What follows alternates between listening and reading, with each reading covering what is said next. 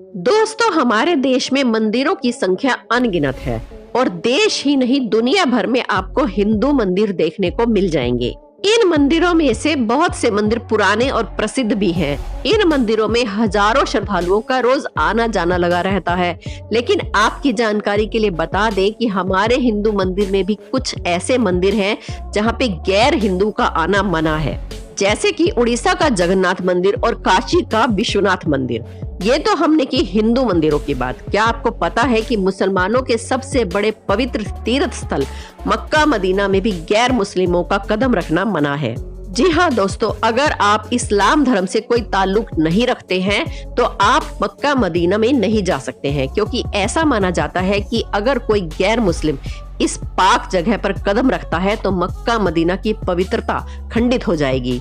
इसलिए यहाँ की यात्रा करने वाले रास्ते पर साफ शब्दों में लिखा होता है कि मक्का इज ओनली फॉर मुस्लिम्स।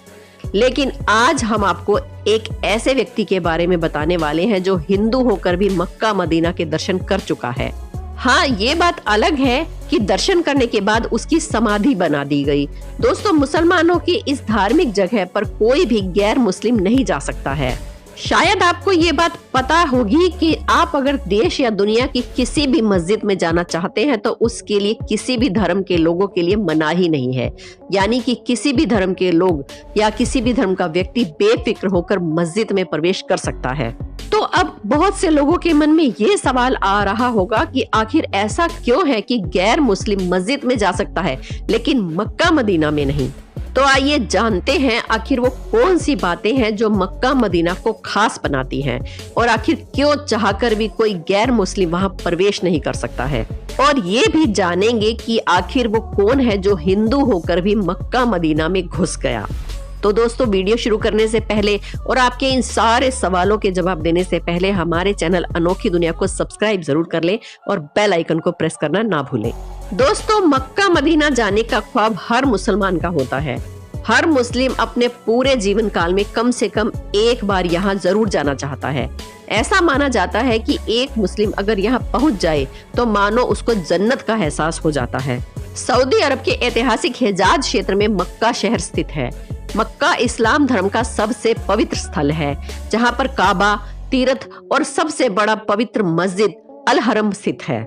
जनगणना के अनुसार 2020 में यहाँ की जनसंख्या 20 लाख से भी अधिक थी, लेकिन हर साल इससे भी 3 गुना ज्यादा हज यात्री यहाँ पर प्रति वर्ष पहुँच जाते हैं। इस स्थान को महान पैगंबर मोहम्मद का जन्म स्थल माना जाता है और ये भी माना जाता है कि यही वो जगह है जहां पहली बार मोहम्मद द्वारा कुरान की क्रांति शुरू की गई थी। दोस्तों, अगर आप मुस्लिम नहीं हैं तो आपने किसी मूवी या फोटो में देखा होगा कि मक्का में पत्थरों से बना हुआ एक विशाल मस्जिद है जिसके बीच में एक काली इमारत है। आपको बता दें कि इसे काबा कहा जाता है। काबा ग्रेफाइट पत्थर से बनी हुई 40 फीट लंबी और 30 फीट चौड़ी इमारत है। इसमें कोई भी खिड़की नहीं है, पर एक दरवाजा है। जो लोग हज के लिए जाते हैं वो तवाफ नाम की रस्म के अनुसार काबा की 7 परिक्रमाएं करते हैं।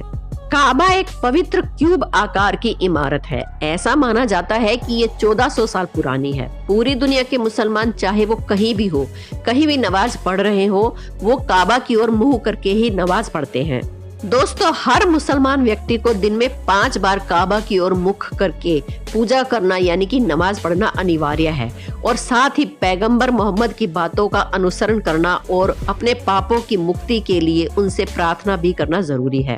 ऐसा कुरान में बताया गया है। दुनिया के कोने कोने से मुस्लिम लोग पैदल, ऊंट पर या फिर जहाजों पर चढ़कर मक्का मदीना पहुंचते हैं। मक्का में पैगंबर मोहम्मद के पैरों के निशान भी बहुत सलामती से रखे गए हैं। जो तीर्थ यात्री यहाँ पर दर्शन के लिए आते हैं उनके इन पैरों के दर्शन करके खुद को धन्य मानते हैं। इसके अलावा कहा जाता है कि हज की यात्रा करने के बाद अगर किसी मुसलमान की किसी कारण वहां पर मृत्यु हो जाती है तो उसकी वहीं पर समाधि बना दी जाती है। और दोस्तों, इंटरनेट पर मिली जानकारी और कुछ मुसलमानों से बातचीत करने के बाद हमें ये पता चला है कि अगर कोई मुसलमान वहां मर जाता है तो उसके परिवार वालों को बहुत खुशी होती है, क्योंकि उनका मानना है कि खुदा ने एक पाक मुसलमान को अपनी आगोश में ले लिया है। आपकी जानकारी के लिए बता दें कि मक्का की हज यात्रा बहुत ही महत्वपूर्ण होती है। क्योंकि मक्का को इस्लाम धर्म का 5वां स्तंभ माना जाता है और कहते हैं कि काबा यानी कि जो ये काली इमारत है, यहीं से धरती की शुरुआत होती है। हालांकि ये बात कितनी सच है और कितनी झूठ है ये तो हमें नहीं पता, लेकिन कुछ मुसलमानों का कहना है कि इस बात के प्रमाण कुरान में दिए गए हैं। दोस्तों, अब बात करते हैं कुछ ऐसे सवालों की जो गैर मुस्लिम लोगों के मन में ज्यादातर आते हैं। आखिर क्या होगा अगर कोई हिंदू या फिर किसी और धर्म का व्यक्ति मक्का मदीना में चला जाए? दोस्तों, वहां पहुंचने के बाद आपके साथ क्या होगा ये तो हमें नहीं पता, लेकिन जानकारी के अनुसार इतना बता सकते हैं कि दूसरे धर्म के व्यक्ति अगर वहां दर्शन के लिए जाते हैं तो उन्हें वहां तुरंत पकड़ लिया जाएगा। अब भला वो कैसे? तो चलिए हम आपको आसान शब्दों में समझाते हैं। दोस्तों, ये तो आपको पता ही होगा कि किसी भी देश में जाने से पहले हमें वहां का वीजा और पासपोर्ट बनवाना जरूरी होता है। अब हम आपको बता दें कि जब आप सऊदी देश के लिए वीजा अप्लाई करेंगे तो सबसे पहले यही पूछा जाएगा कि आप किस धर्म से ताल्लुक रखते हैं, और आपसे ये भी पूछा जाएगा कि आप वहाँ किस कारण से जा रहे हैं, यानी कि आप किस काम से वहाँ जा रहे हैं। और अगर आपको लगता है कि आप झूठ बोल देंगे तो आपको बता दें कि आपका झूठ क्रॉस वेरीफाई में तुरंत पकड़ा जाएगा। आपका वीजा लगने से पहले आपसे इन सब बातों के बारे में पूछा जाएगा, और अगर आप ये कह देंगे कि भाई मैं हिंदू हूँ तो आपका वीजा कैंसिल हो ही जाएगा, क्योंकि सऊदी देश के कानून के अनुसार मक्का मदीना में कोई भी गैर मुस्लिम नहीं जा सकता है।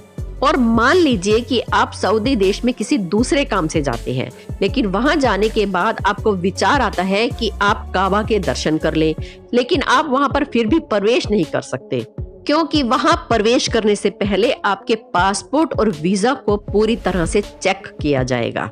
और पासपोर्ट देखते ही आप पकड़े जाएंगे, क्योंकि उसमें साफ लिखा होता है कि ये व्यक्ति किस धर्म से ताल्लुक रखता है।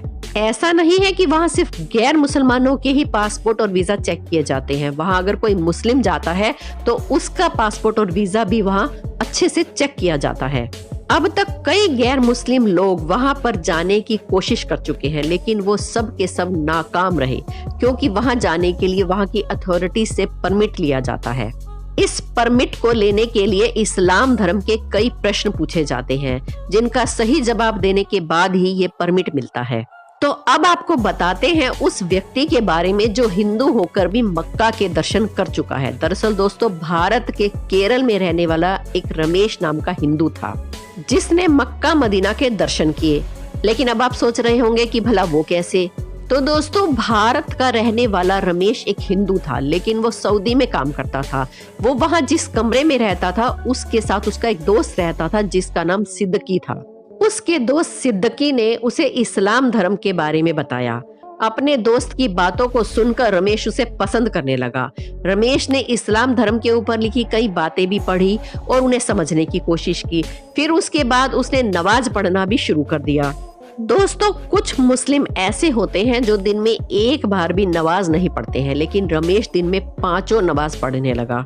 जब रमेश भारत लौटा तो उसने अपने परिवार वालों को कहा कि वो इस्लाम धर्म को अपनाना चाहता है।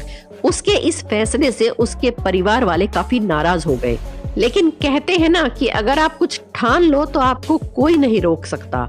ठीक ऐसे ही रमेश ने अपने परिवार वालों के सामने इस्लाम धर्म को अपना लिया और सबके सामने कबूल किया कि इस्लाम धर्म दुनिया का सबसे अच्छा धर्म है।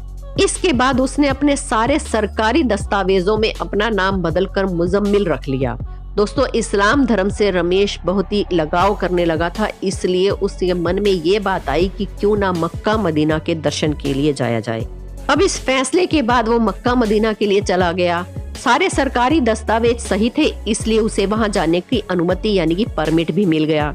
काबा की परिक्रमा करने के बाद और सारी जरूरी रस्में पूरी करने के बाद उसने खुदा से ख्वाहिश की कि ए खुदा, मुझे तू अपनी आगोश में ले ले। दोस्तों, जैसा कि हमने आपको पहले भी बताया था कि अगर वहां जाकर किसी की मृत्यु हो जाती है तो इस्लाम धर्म के अनुसार वो बहुत खुशनसीब होता है। अब रमेश ने तो बहुत परिश्रम किया था वहां जाने के लिए और इस्लाम धर्म को भी अपना लिया था, शायद इसीलिए उसकी सारी मनोकामनाएं पूरी हो गई। जिसके बाद रमेश के घर वालों को सूचना दी गई और फिर उसकी वहीं पर समाधि बना दी गई। तो दोस्तों, आज के वीडियो में बस इतना ही। हमारे चैनल अनोखी दुनिया को सब्सक्राइब करके बेल आइकन को जरूर दबा लें। वीडियो के लिए एक लाइक तो बनता है। दोस्तों, मिलते हैं अगले वीडियो में। धन्यवाद।